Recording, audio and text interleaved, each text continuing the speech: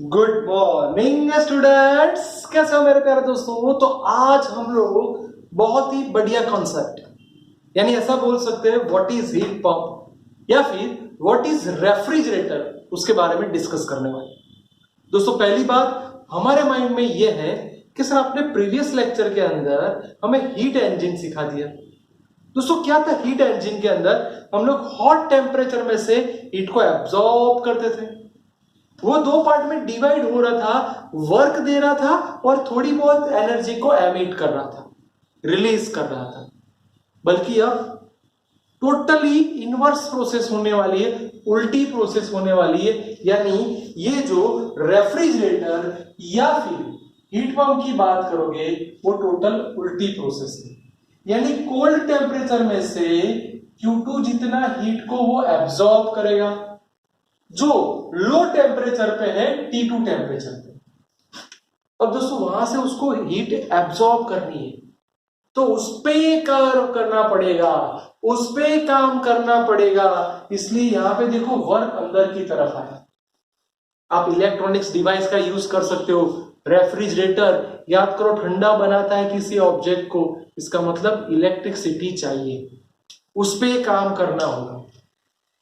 दूसरी बात एसी जो आपको ठंडक देता है वो ज्यादा एम्पियर वाली स्विच होगी। याद करो दोस्तों 16 या 20 एम्पियर वाली स्विच होगी, यानी उसको एनर्जी देनी पड़ेगी, वर्क करना पड़ेगा, तो W इंसर्ट हो। और वो जो भी हीट होगी वो हीट को बाहर फेंकेगा। तो आपको पता होगा जो उसका आउटर होता है वहां से गरम गरम हवाएं निकलती है। जो आपका रेफ्रिजरेटर होता है उसके बैक साइड पे देखना वो गरम पवन आता है। इसका मतलब दोस्तों Q1 में से वो हीट को एब्जॉर्ब करेगा, उस पे वर्क होगा और Q1 को वो रिलीज करेगा हाई टेम्परेचर पे। इसलिए तो जो बाहर आ रही है वो हवा ज्यादातर गर्म होती है। सर मजा आ गया, परफेक्टली समझ में आ गया कि क्या हो रहा है। उसका स्ट्रक्चर डायग्राम मैंने ड्रॉ कर दिया। कोल्ड में से वो हीट को एब्जॉर्ब करेगा। डायग्राम पे से आप देख सकते हो, अगर आप लिखना चाहो तो Q2 एब्जॉर्ब हो रहा है, उस पे वर्क हो रहा है, यानी Q2 plus W is equal to Q1।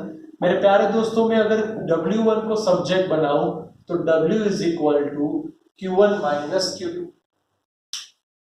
Yes sir, अब उसके लिए स्टेप्स कौन से होंगे? यस सर, ऐसा क्यों कि वो कोल्ड में से हीट को एब्जॉर्ब करेगा बिकॉज ऑफ प्रेशर।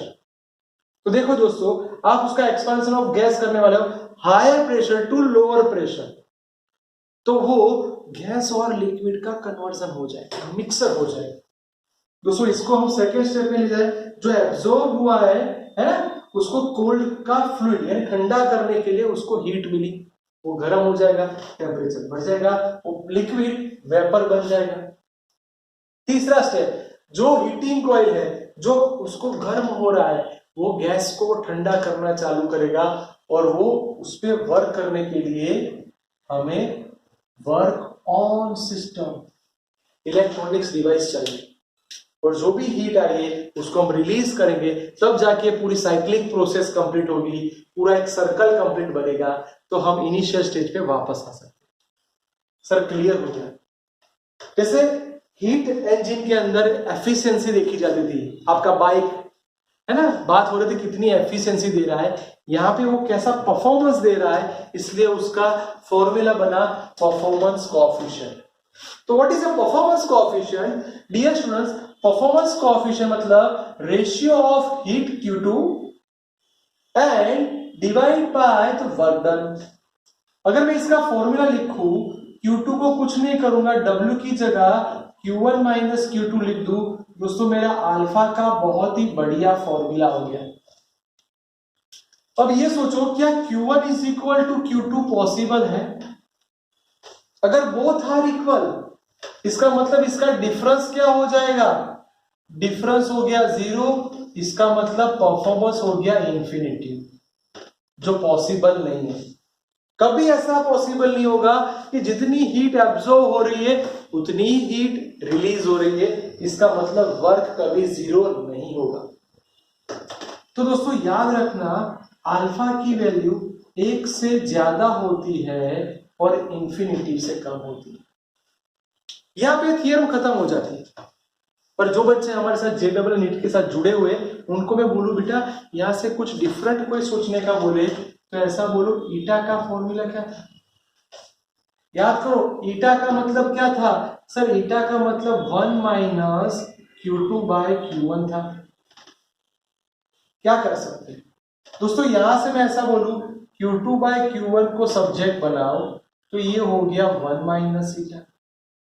अब आपको लगेगा कि सर ये आप क्या समझा रहे हो, तो बच्चों ध्यान से देखना, ये अल्फा वैसा का वैसा, ये Q2 है, मैं Q2/Q1 ले लूं, Q1 से हर एक टर्म को मैं डिवाइड कर दूं।